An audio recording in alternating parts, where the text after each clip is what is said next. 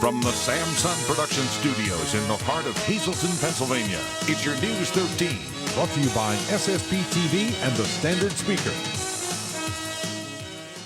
It was quite a homecoming. A soldier who served in the Middle East came home to family, friends, and a terrific tribute from his fellow firefighters. That happy homecoming in Harwood. Our top story on News 13 for this Wednesday. Good evening, everybody. Thank you so much for joining us. I'm Kathy Bazinski.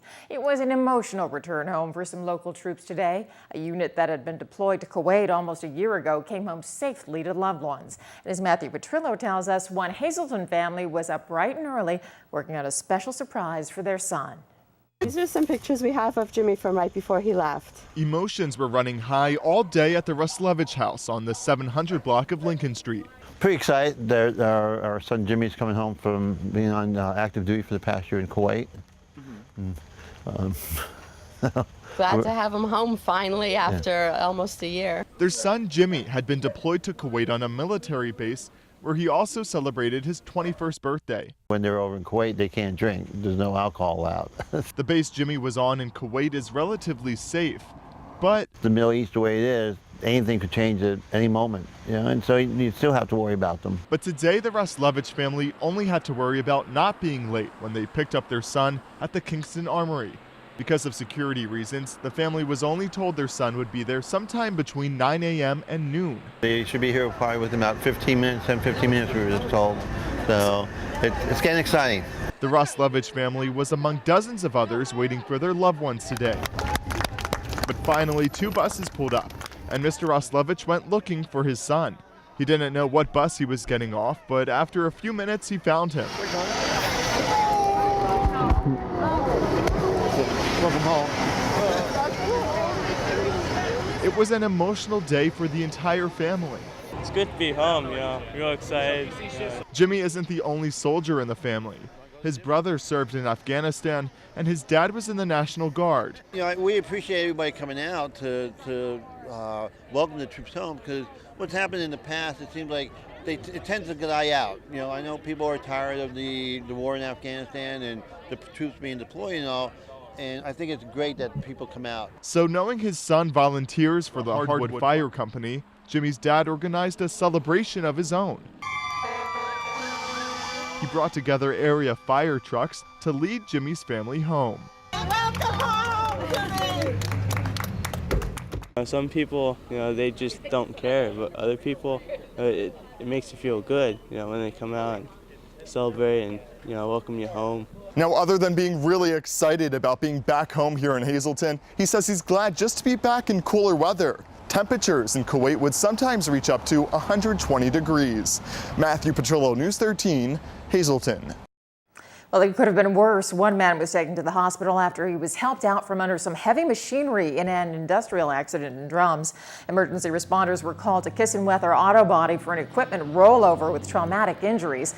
Kissenweather employees were moving a very large forklift from a flatbed truck when the machinery slid off and rolled onto the man. When Valley Regional got to the scene, Medic 26 had already helped that man out from underneath that forklift. Workers at the scene say the employee suffered some bumps and bruises, but fortunately nothing serious. He was rushed to Geisinger, Wyoming Valley for treatment. Police in Schuylkill County say that U.S. Marshals have tracked down a suspected rapist in Georgia and taken him into custody. Minersville police say that 40-year-old Joseph L. Johnson allegedly raped over several months, both in 2011 and 2012, two girls. Police say he sexually assaulted the two girls, who were 16 and 17, and in at least one instance gave one of the girls an apparent date rape drug beforehand. Investigators say a number of people in the Minersville area came forward with information about Johnson, and that allowed them to pinpoint his location. They then called the U.S. Marshals, who picked him up in Cobb County, Georgia. Johnson waives extradition. He'll be headed back to Schuylkill County to face rape charges. Well, the parents of an infant are facing some serious charges after they left their child wandering the streets in Hazleton last night. Police were called to South Wyoming and Noble Street at around 1 this morning when neighbors reported that there was a toddler out wandering the streets. Police say 19-year-old Leslie Pugaro and 23-year-old Nelson DeJesus stormed off after an argument in the street and left their 15-month-old son behind. Pugaro has been charged with endangering the welfare of a child. An arrest warrant has been issued for DeJesus, who took off. Neighbors out today told News 13 they're shocked to hear about the report of parent negligence. Oh no, this neighborhood's fine. Parents keep an eye on them. The ones that I see anyway. So some of them are a little older that they really don't need a parent right on top of them, but they check on them. Maybe they're new people that just moved up on the corner. There's quite a few kids in there. And if anybody knows the whereabouts of DeJesus, they're asked to contact Hazleton City Police. And Hazleton Police also in action today, checking out-of-state vehicle that's apparently been doing business out of the parking lot behind the old St. Joseph's Hospital. HPD officers, the K-9 unit, and state motor carrier safety inspectors moved in on the vehicle as it was parked in the lot. City suspects that it may be involved in an illegal catalytic converter trade in which it pays cash to people for converters, which might be stolen. The vehicle for Alpha Recycling was cornered today after a tip from some suspicious neighbors. We received a complaint that a business from the Bronx, New York, comes here once a week and does $30,000 of cash business a week buying catalytic converters in the parking lot of the old St. Joe's Hospital. That's $120,000 a year. The chief says Alpha Recycling isn't licensed to do business in the city and was operating on a strictly cash basis. He says the city wants to send a message that unlicensed businesses won't be tolerated. He's also going to refer the information about the inspection to the IRS. Well, with increased crime in Hazleton comes an increased need for boots on the street. Christina Papa was there as the HPD welcomed Patrolmen 37 and 38 to the growing force. State your name. I, Richard Hummett. Do solemnly swear. Do solemnly swear. That I will support. That I will support. Obey and defend. They're suited up and swearing in, and Hazleton Police Chief Frank D'Andrea couldn't be happier. Yeah, this is huge. I can't use any other term because it's that big, it's that important, as the police department goes. Hazleton Police welcomed 2 new members to their department during a special ceremony this morning at City Hall. This is Officer 37 and 38 in our roles. One is new, one is replacing a retiring member. Officers hired in the past needed training before they were ready to suit up, but Patrolman Aaron Simon and Richard Hutnick won't need costly training. It's part of a set of new standards for the HPD. Where there is no expense to the citizens, they are already Act 120 certified, and they're ready to hit the streets. Hazleton Police have been focused on revamping their department, getting new equipment like these vehicles, and now 2 new patrolmen. The department says they're not done expanding just yet. Chief D'Andrea has been pushing to get the number of full-time officers up. I'm hoping that we will continue that upward momentum and continue to move forward. Mayor Iannuzzi was there for the ceremony this morning. He says the more manpower, the better. The more police officers we have, the less crime we're going to have. So it's a deterrent. As for the newest members of Hazleton's department, they're looking forward to helping the community, and they say they're up for the challenge. I'm very fortunate to get a full-time police job right out of the academy, with a great bunch of guys. And I'm just looking forward to helping people and doing my job. I'm going to be able to use everything I learn here for the rest of my career, and hopefully it's here in Hazleton. Christina Papa, News 13, Hazleton. Well, Hazleton Transit topped last night's meeting of Luzerne County Council, but once that was done, as Christina Papa tells us, the sparks really began to fly. Are you concerned?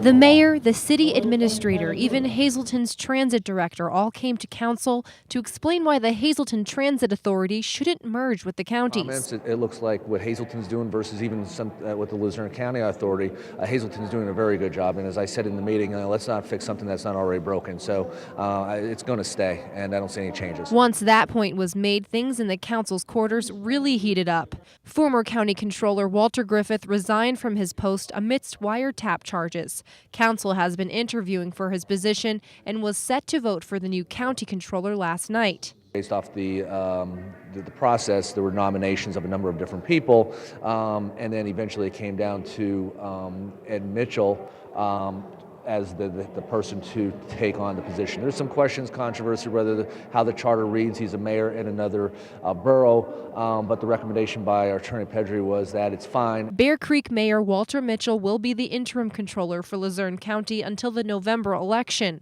The sore subject had some people asking questions. The president of the Wilkes-Barre Taxpayers Association stirred the pot when he spoke out of turn. I usually sit in these meetings and I'm quiet.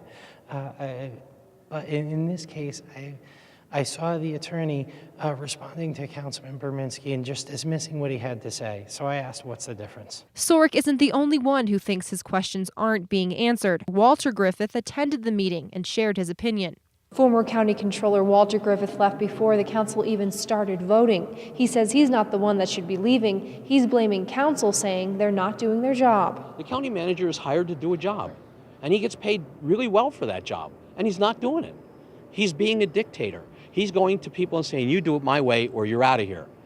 And that's not what we want in this government. What we want is people to do the things to make this place a better place to live. And they're not doing it. And that's the thing that's so frustrating for me as a controller, because now I've seen it on the inside and I see it on the outside. And I can see why it doesn't work. Griffith says he plans to stay active in the government. The new county controller, Mayor Walter Mitchell, did not attend the meeting. Christina Papa, News 13, Wilkes-Barre. And time now for our regional weather from the National Weather Service. Checking the radar, plenty of showers passing on through the area. They are going to continue pretty much into the overnight. Creative Condition is all about a rainy day. It's by Anthony Goulstone, a student at Hazleton Elementary Middle School. And he and his friends are out there in the pouring rain, and one of them had their umbrella blown away. Now let's take a look at News 13 weather from the National Weather Service. For Greater Hazleton for tonight, a slight chance of showers and thunderstorms right until about midnight, then changing to mostly clouds with a low around 63 degrees. And for Thursday, mostly sunny with a chance of afternoon showers and thunderstorms with a high up to 80, partly cloudy at night with a low down to 63. Heading on over to Schuylkill County for tonight, showers and thunderstorms likely through the evening. They will dissipate during the overnight with a low down to 65 degrees. And for Thursday, mostly sunny with a slight chance of afternoon showers and thunderstorms, a high up to 83, partly cloudy at night with a low around 61. Well, Hazleton seems to be the road construction capital of the region. While some people are concerned about the shape of Broad Street for our upcoming Fun Fest, Matthew Petrillo tells us people are also fed up with a travel problem in another part of town. Construction crews have been out here since Tuesday working on smoothing out the railroad. That's because recent construction to them raised the road just before the tracks and then dipped low enough that resulted in some cars flying through the air. This man says it happened to him. Like, you know, like you're jumping over like a ramp or something like that, and that's what his car did. Yeah, his car did it, yeah. We fixed that because someone could get really hurt. The problem persisted for a few days before PennDOT sent out crews to fix it. Now, construction is supposed to end here by Friday, but residents say it can't come soon enough. It actually is, just with that bump right there. Just going through it actually is a pain in the ass. Angel Diaz says the ongoing construction and streets lined with potholes make it difficult for him to ride his bike. It's too early for that, too. It's like 9 in the morning around there, and they're already doing construction. Come on, what's going on with this? People need to sleep. Like, I try to avoid Broad Street as much as I can. I don't know, I guess I'm gonna have to start avoiding 309 too, because it's just it's too much, it's crazy. But one man says the construction is good for the future of Hazleton. It's not bothersome to me, but I'm certain that it is to a lot of people. But once it's done, the people will enjoy it. The roads won't be entirely done for Fun Fest, but they should be finished sometime in the late fall. Matthew Petrillo, News 13, Hazleton. And let's check the winning midday lottery numbers. Good luck if you played. The Daily, 766. Big 4, 9498. Quinto, 77028. And the Treasure Hunt, 7, 11, 13, 27, 28. Hope you won.